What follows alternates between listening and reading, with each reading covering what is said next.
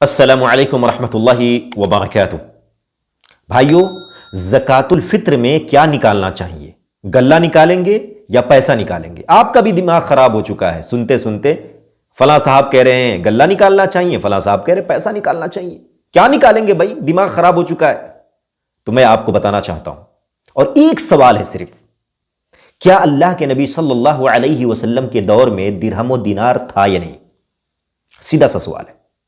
اگر تھا تو اللہ کے نبی نے کیوں نہیں نکالا؟ تھا نا بھائی، کیوں نہیں نکالا؟ کیوں غلہ ہی نکالا؟ اللہ کے نبی صلی اللہ علیہ وسلم نے کھجور سے نکالا، اسی طریقے سے زبیب سے نکالا، بہت ساری چیزوں سے نکالا، غلہ سے نکالا، لیکن پیسہ کیوں نہیں دیا؟ میرے بھائیوں، غلہ کے اندر مصلحت ہے، اسی لیے ادھر ادھر کی باتوں کو آپ اپنے کانوں کے اندر نہ ڈالیں، بلکہ اللہ کے نبی صلی اللہ علیہ وسلم نے غلہ نکالا ہے، آپ کو بھی غلہ نکالنا چاہیے۔ اللہ کے نبی صلی اللہ علیہ وسلم کی سنت بھی ہے اور اس کے اندر مصلحت بھی ہے، مسکینوں کے لیے، فقیروں کے لیے۔ اللہ ہم سب کو اچھی سمجھ عطا فرمائے، آمین۔ وصلی اللہ علی نبینا محمد وعلی آلہ واصحابہ اجمعین۔